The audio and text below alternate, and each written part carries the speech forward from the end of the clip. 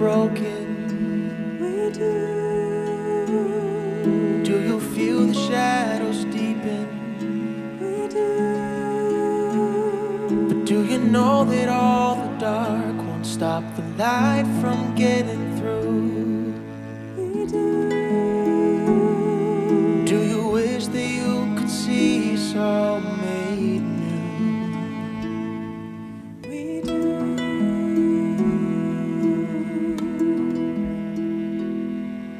Is all creation groaning? It Is a new creation coming? is. Is the glory of the Lord to be the light within our midst? It is. Is it good that we remind ourselves of this?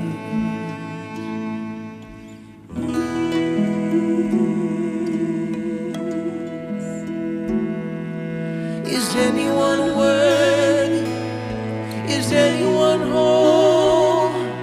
Is anyone able to break the seal and open the scroll? The Lion of Judah, who conquered the grave. He is David's root and the Lamb who died to ransom the slave. Is he worthy? Is he worthy of all blessing and honor and glory? Is he worthy of this?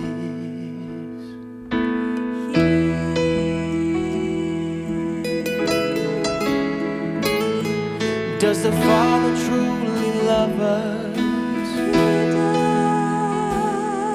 Does the Spirit move among us?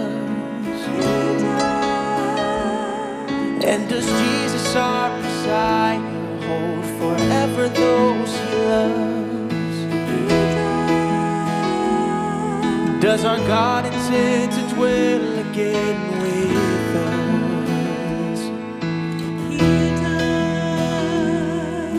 Is anyone worthy? Is anyone whole? Is anyone able to break the seal and open the scroll? The Lion of Judah, who conquered the grave. He is David's root and the Lamb who died to ransom the slave. From every people and tribe, every nation and tongue, he has made us a kingdom and priest to God, to reign with the Son. Is he worthy? Is he worthy of all blessing and honor and glory? Is he worthy? Is he worthy? Is he worthy of this?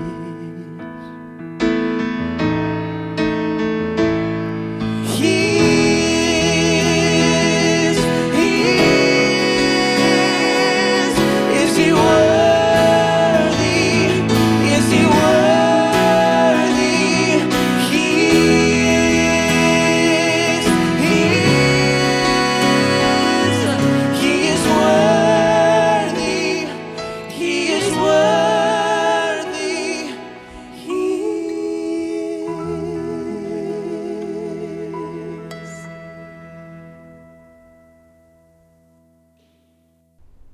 Good evening. My name is Emily Roberts, and I'm the Director of Kids Ministry. And tonight I am honored to walk through Psalm 40 together. And so as you dig into Psalm 40, you learn quickly that this psalm is a prayer when troubles abound.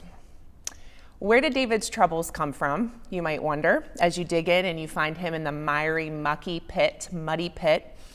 It's not quite specified where David's troubles come from, but if you dig a little deeper and you check out verse 12, you'll notice that David's sin perhaps is a cause for his troubles. And if you look at verse 14, you may also discover that his troubles are worsened, increased by the taunting of his enemies. So you can, imagine a bit. We're not exactly sure where they come from, but tonight we're going to take a look specifically, most deeply at verses 1 through 5. There's just a lot of good stuff there, and then we'll kind of breeze through the other verses.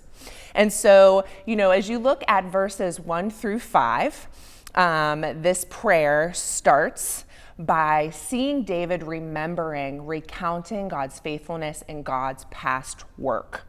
In fact, if you look at verses 1 through 5, you can even see a mini gospel message here. It's very cool stuff, hidden right here in the Psalms. In fact, as you read this portion, as you kick off, this theme starts to feel familiar to a song, to songs that we sing today, worship songs that we sing today. A song that we sing around here quite often, which the verse reads, "I've seen you move. You've moved the mountains, and I believe I'll see you do it again.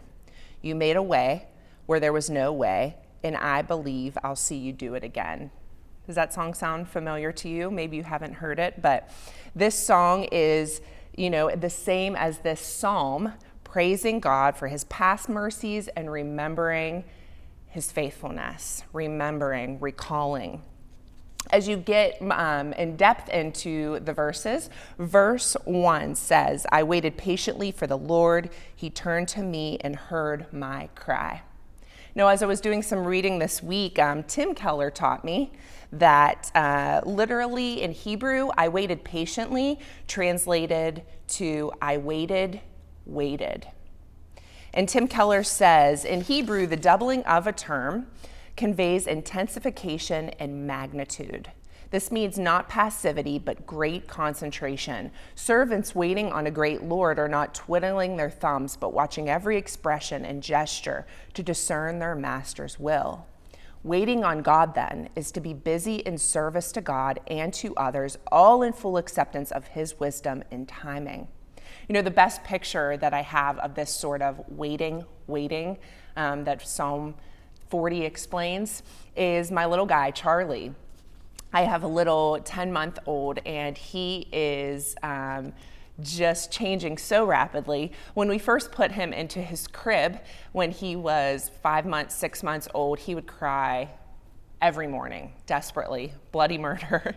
And I would run quickly to get him his bottle to appease him. Now that Charlie's 10 months, he can wait a little more patiently in his crib in the morning. So I watch his video monitor and hear him start to stir, and he'll cry, in a sense to say, "Mom, I'm here, feed me." But then he'll play a little bit. And then he'll look towards the door, and then he'll cry, and then he'll play a little bit. And what this has shown me is that Charlie trusts that he's seen me bring the bottle before, he'll see me do it again. And so there is a sense of trust there. And this is a great picture of David's waiting. I waited patiently, I waited in verse 1. Then David goes on to talk about this rescue. He's waiting in his troubles to be rescued. And it says, "He lifted me out of the slimy pit, out of the mud and mire. He set my feet on a rock and gave me a firm place to stand." This is the rescue portion of the psalm where David is literally pulled out of his troubles, whatever they may be, caused by himself, caused by outside circumstances.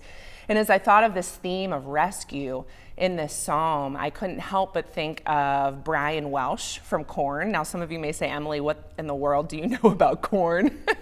You're a kids pastor. What in the world? But I love Brian Welsh's story about his rescue and what Jesus did in his world. That really reminds me a lot of David's imagery here, being pulled out of a slimy pit. So Brian Welsh talks about his transformation moment, and he says, "So in my head, I was like, okay, I'm going to accept Christ in front of everybody right now, and then I'm going to go home and snort drugs until I don't want to do them anymore." And that was my thinking. So I received Christ at church. I went home. I neglected my daughter, put her in front of a TV. I chopped up my crystal meth, and I snorted a line. This is a direct quote from his I Am Second campaign video. And he says, "Jesus, if you are real, like that pastor said today, then you have to take these drugs from me. Come into my life, come into my heart." And I just got quiet. And I said, search me right now, search my heart. And I stayed silent and I said, I want to quit, God. I want to be a good dad for this kid. She's already lost her mothers to drugs and she's going to lose me if I don't quit. Amen. This was his raw, desperate prayer in the slimy depths of a pit. Maybe some of us have found ourselves there in different ways. And so Brian Welsh goes on to explain that he was literally praying in desperation, waiting. And he sensed God's rescue over him. And he then says that he experienced a love of a father so intensely that he had never felt before, and that it was greater than any drug he had ever taken. What's amazing about Brian's story that I found parallels with David's story here in Psalm 40 is that going on to verse 3, it says, he put a new song in my mouth, a hymn of praise to our God. A new song. After Brian was rescued from his slimy pit, after David was rescued from his slimy pit, they had a new song of praise to sing. Brian says that he left the band Korn and he started making different types of music. He had a new song. I think he may be back with the band now, I'm not sure, but the point is that he broke away when his time was the darkest and he began doing something new. Rescued like David, given a new song like David. Pretty cool stuff. And in verse 3, we go on to see that after David sings this new song of praise, that many will see and fear and put their trust in the Lord. So what's happening here is that others are seeing David's praise, and they are being saved from the mucky, slimy, muddy pit because of David's praise. And so how amazing is it that your transformation story, my transformation story, David's transformation story doesn't just end with us. It's amazing that your humble praise, my humble praise of God could literally be life-changing for someone. I suspect Brian Welsh's story was life-changing for many. It can point people to the one who can pull them out of the mud and the mire and out of the slimy pit. So again, we see this gospel pattern in verses 1 through 5, the rescue, and then even evangelism as we are pulled into this new life and go on to tell others about Jesus with our lives. And then as you breeze through verses 6 through 10, you see David's life is changed. He's remembered, he's recounted what God has done for him, and then he goes on to have a true surrender moment. In fact, he says in verse 8, I desire to do your will, O God. Your law is within my heart. And then in verses 11 through 17, here we are, back in trouble again, back in the pit. Isn't this just like life? Just when we get established, our sin comes and maybe surprises us again, how deep, how slimy, how disgusting it is. The troubles of the world come and challenge us, and we have to cry out once again, help to our Maker, to our Redeemer. David says in verses 12 through 13, for troubles without number surround me, my sins have overtaken me, and I cannot see. They are far more than the hairs of my head, and my heart fails within me. Come quickly to help me. And so as we've seen these patterns of remembering God's faithfulness, the change that God brings within us, and then crying out for help again and again and again throughout every stage of life. Let's move to a moment of prayer. And I'll just share some prayer prompts with you that I hope will stir something good in you. If you want to jot them down, you can go deeper into prayer later. But let's first start by pausing and remembering God's past work in your life, just as David did. What good things has God done that you have forgotten about? Thank him for it. And then move into a moment of pausing and remembering the change in you that God's work has brought. So you've remembered the goodness that God has done. Now what have you seen him do inside of you? What is different in you today from yesterday? And if you haven't yet experienced this sort of change from the inside out that you're maybe longing for, haven't been able to put words to, ask God to rescue you from your pit. Wait for the Lord. Wait patiently as David did. Pray for that growth and change.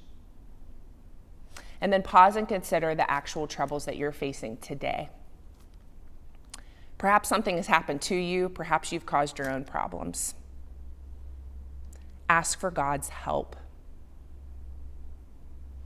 And I'll close in saying this, that David says in verse 4, "Blessed is the man who makes the Lord his trust." So may you be blessed as you trust deeper in the Lord, as you dig into these prayer prompts, and as you remember your rescuer from every trouble. Amen. Look forward to seeing you tomorrow night.